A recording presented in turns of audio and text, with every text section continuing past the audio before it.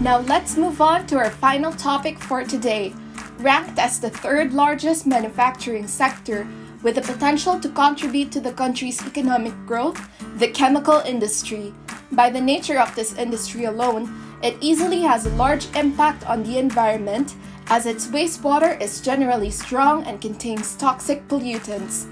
Let's discuss the specific challenges that the chemical industry is challenged with. What are the different wastewater treatment categories? What are the treatment options available for the chemical industry? And what are the steps that the chemical sector is taking to transition to sustainable wastewater treatment practices? Let's get started. I'm Tobias Peterson, Director for Dual Training and Education of the German-Philippine Chamber of Commerce and Industries. We have the honor of having Mr. Ronald Mercado, the Managing Director of BASF Philippines. Mr. Mercado, if you were so kind to do us the honor. Good afternoon, everybody. I'm Ronald from BASF here in the Philippines. Welcome to the third workshop, the series on water compliance in the Philippines, titled Wastewater Technologies for Chemicals and Plastics Industry. Policy on wastewater remains to be relevant. This a problem in the Philippines is the improper disposal of waste and wastewater. Of course, we would like to assist companies in their compliance. Today, we are looking at the chemicals and plastics industry, one of the drivers of the manufacturing sector of the country. Being the third largest manufacturing subsector in the Philippines, the chemical industry has the potential to contribute substantially to the country's economic growth. Chemical imports amounted to around 6.7% of the country's GDP. In fact, as many as 1,405 chemical companies operate here in the Philippines. For the Build initiative of the government, the chemical sector also plays a vital role as it is necessary for the construction of infrastructure. Regionally, the country is located in ASEAN, a global hub of trade and manufacturing, and hence strengthening the chemical industry will surely help foster more trade and better regional ties for the Philippines. Thank you, and I wish you a successful workshop. With that, I will pass over to our expert, Dr. Jürgen Wummel from Sachsen Wasser. Dr. Wummel is the Executive Director of Sachsen Wasser GmbH with over 20 years of experience in the field of water and wastewater management. Without further ado, Dr. Wummel, thank you so much for being here again, and the stage is yours, so to say. We are going to talk today within this workshop series about chemicals and plastics and their necessity activities for wastewater treatment. Even though it appears as if there is plenty supply on Earth's surface on water, water is a rare and precious commodity, and only a very infinite part of the Earth's water reserves are available for human beings. And there is a growth of world's population and industry, like just mentioned before. And this has given rise to a constantly growing demand for water.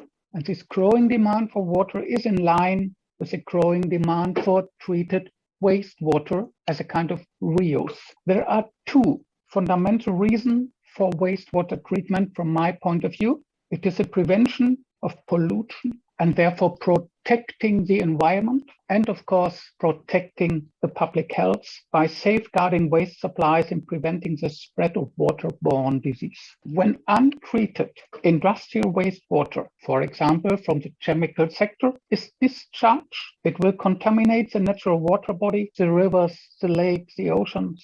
It is absolutely necessary, therefore, to study the characteristics of industrial chemical wastewater, so to ensure its safe disposal. And of course, wastewater in the chemical sector has a serious pollution problems. It will create negative efforts to the ecosystem, for example, by total solids, by pH.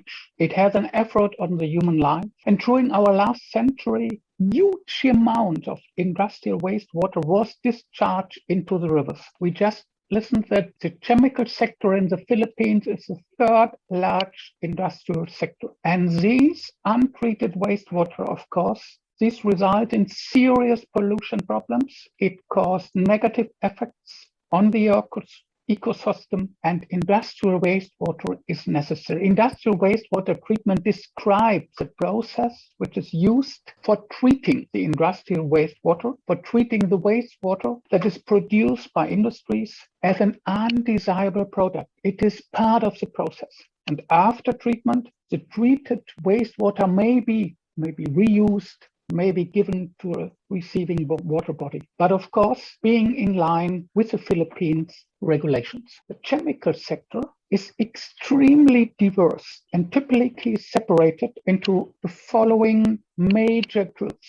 And this slide, the survey Mr. Peterson just mentioned or did before, shows this. There is a petrochemicals, there are inorganic chemistry, there are fine chemicals, pharmaceuticals, and there is a wide range. And this wide range does not allow us to elaborate a typical treatment wastewater scheme. There are some basic recommendations, and I, of course, would like to explain them to you. Many factories, with their wide range of products, have also the additional challenge that the products periodically can change, both in terms of quantity and quality, and this is likely to require routine reviews of the efficiency of the treatment process. Consequently, more than any other industrial sector, the chemical industry is subject to separation of various productions, processes, and waste streams, heavy contaminated stormwater, quite often heavy, at least lightly contaminated cooling water, inorganic water that can be discharged immediately, and of course, situations which just ordinary sanitary wastewater. The chemical industry comprises the companies that produce industrial chemical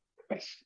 And for these commodity chemicals, which is a very broad category, there are, of course, individual solutions for the wastewater. Chemical industrial wastewater usually contains organic and inorganic matter in varying concentrations, and many materials in the chemical industry are toxic, mutagenic, or simply almost non-biodegradable. And this means that the production wastewater also contains a wide range of substances that cannot be easily degraded. For instance, surfactant and petroleum hydrocarbons, among other chemical products that are being used in the chemical industry, reduce the performance efficiency of many treatment operations. And the chemical industry is of importance in terms of its impact on the environment. The wastewater from the chemical industry are generally strong and may contain toxic pollutions. They may contain acids, bases, and of course, suspended solids. The best strategy to clean highly contaminated and maybe toxic industrial wastewater is in general to treat them as a source, and sometimes by applying on-site treatment within the production line, which recycling of the treated effluents. Since these wastes differ from domestic sewage in general characteristics, mostly for the chemical sector, pre-treatment is required to produce an equivalent effluent. An effluent which can be categorized, whether it is high concentration, medium concentration, or low concentration. And the way of the wastewater treatment, of course, depends on the quality and brackets of the wastewater. If there is a low concentration, such as indirect cooling water, it might be discharged without any treatment. If it is a medium concentration, there might be treated on-site or discharged into a public sewer and then treated afterwards in the wastewater treatment plant. And what is quite often in the chemical sector, when there is a high concentration, the wastewater might be treated and recycled on-site. Recycled on-site because there is a lot of organic residual wastes and solid wastes which need to be treated. Sludge from the wastewater treatment, from food waste or garbage accompanied with consumptions, as well as solid waste from vessels, containers, or wrapper. And of course, these challenges, they are named in the Philippine General Effluent Standard, GES, and they focus on the point source of pollution, regardless of volume, the discharge to the receiving body of water or land. And there is an obligation in the Philippine Standard Industrial Classification depending on the effluent quality parameters. And the focus of this general effluent standard is, of course, that industries shall only be required to monitor effluent quality parameters determined to be significant to them. It reduced the effort of doing activities, but it also creates an obligation for the chemical sector to invest in wastewater treatment. Reduce the load on the volume is necessary because normally for the chemical industry, there are the same treatment steps as for other industries. And in terms of wastewater treatment, therefore, there are 4 classifications of treatment. There is a primary treatment that involves the removal of large particles as well as solids found in the wastewater. The second classification is primary treatment, which involves the removal of organic and inorganic solids by means of a physical process, and the effluent produced is termed primary effluent. The third treatment is called secondary treatment.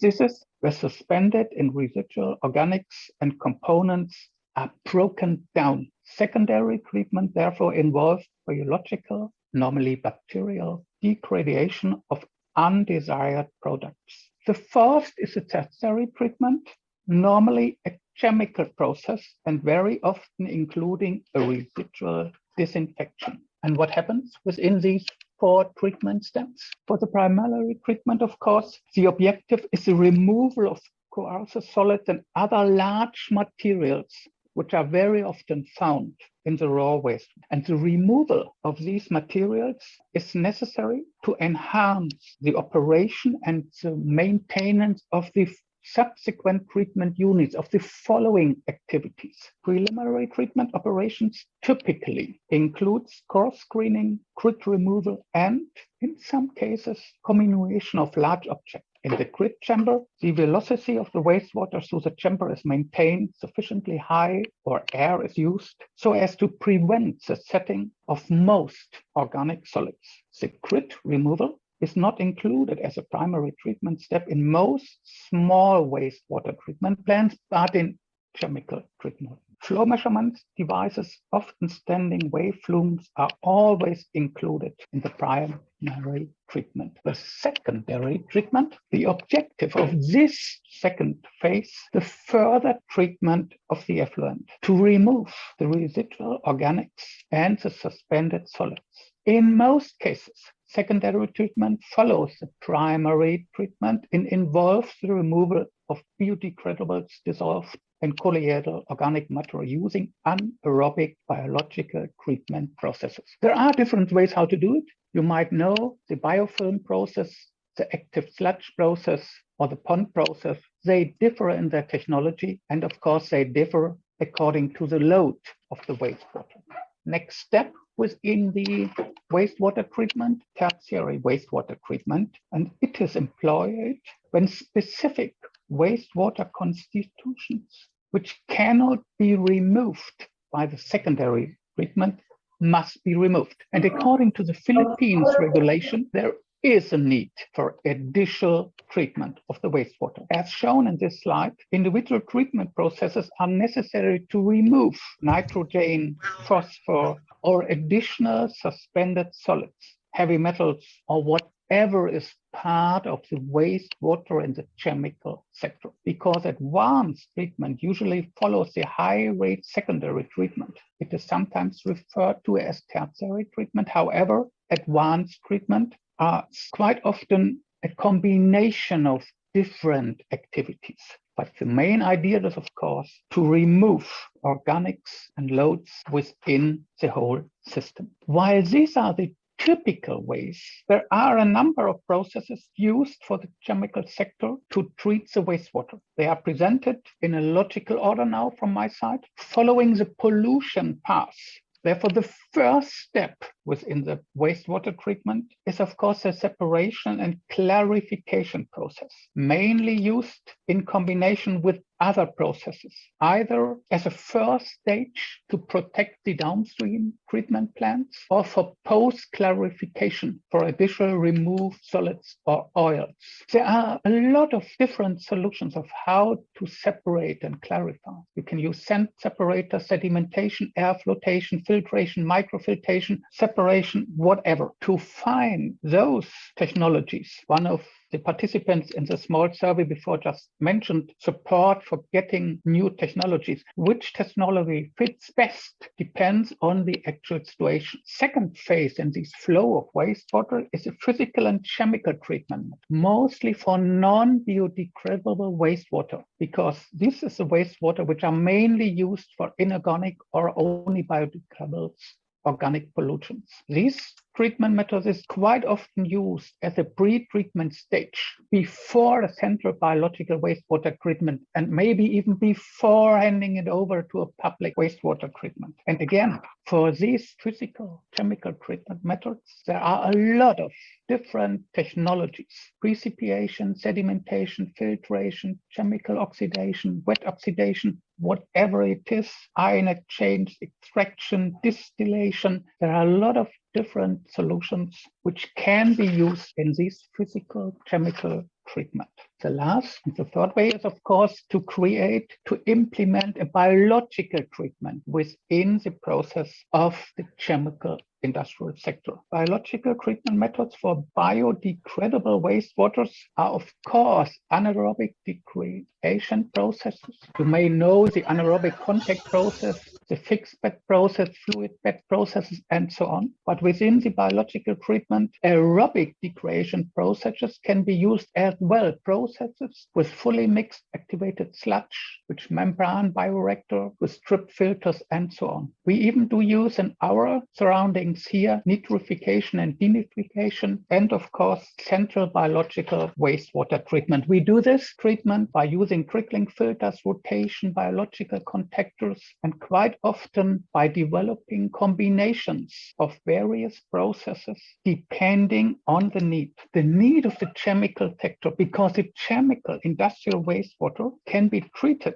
by some oxidation methods, for example, as mentioned here, trickling filters, and pollutions, which a molecular size larger than 10 or 20,000 can be treated by coalluation, followed maybe by sedimentation or flotation. With that, Dr. Wummel, thank you very much for today's session.